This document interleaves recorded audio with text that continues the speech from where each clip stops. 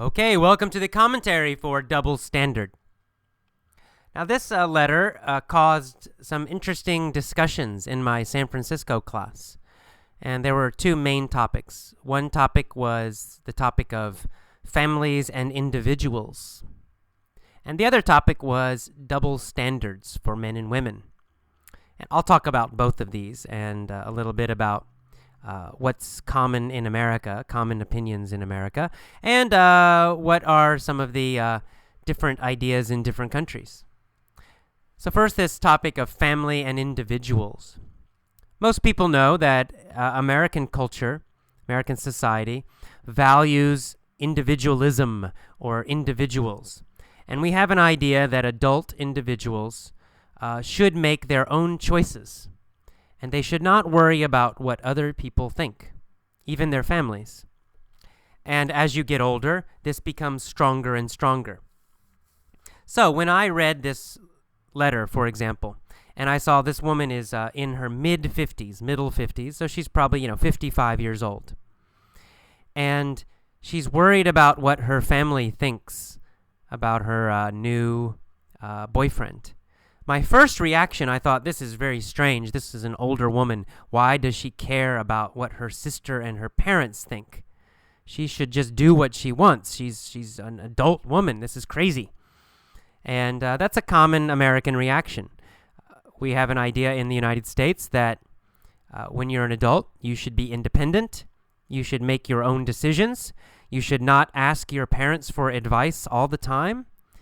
You should not live with your parents when you're an adult, right? That's a very common, strong view. This is very interesting because in classes that I've had before, there's a very interesting difference in culture here, especially this idea of living with your family.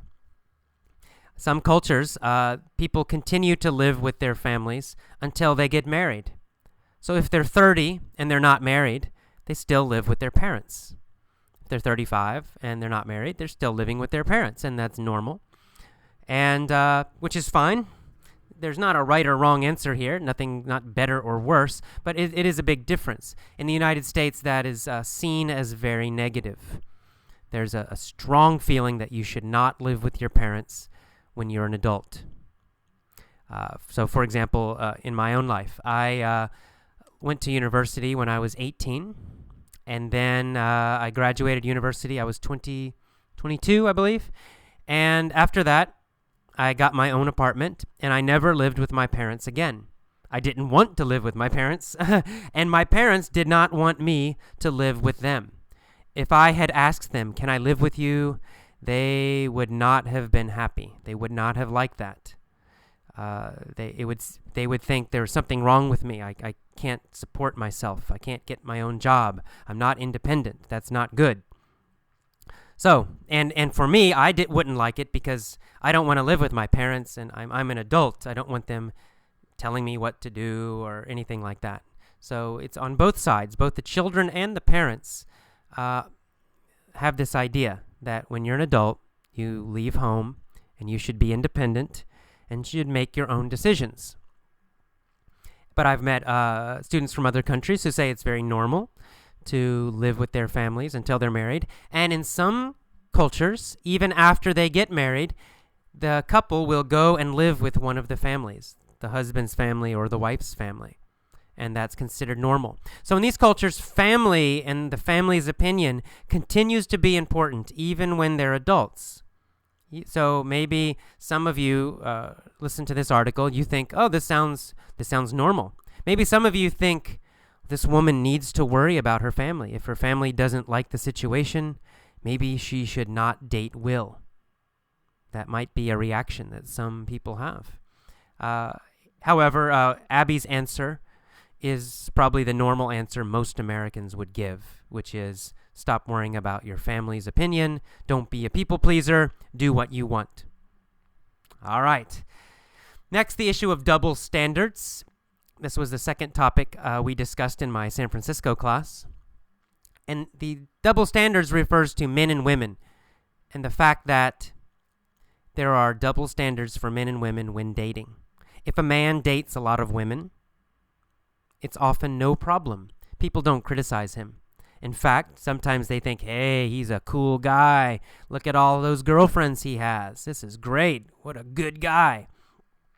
And in some cultures, this double standard is very strong, right? Men can date a lot of women and people think it's good. On the other hand, if a woman dates a lot of men, then she's bad. She's a bad girl. And people criticize her and people don't like it. And that's clearly a double standard, right? That's the definition of double standard. Two different rules for the same situation. If a man does something, it's okay. If a woman does it, it's not okay. And in my class, there were clear double standards for most cultures. Stronger in some countries, weaker in other countries. This double standard does exist in America. There is still a double standard between men and women when dating. However, that double standard is getting weaker and weaker. Women are getting more and more equal.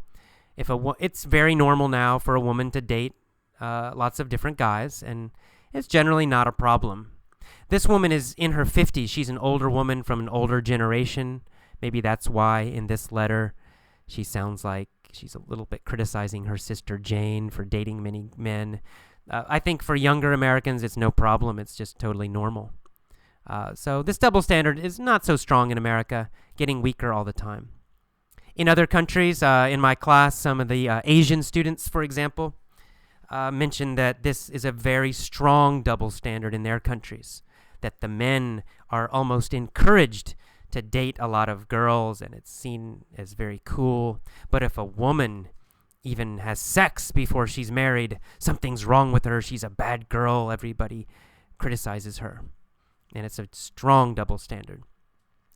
I guess the good news is most of them did mention that it's improving in all the countries in my class that were represented.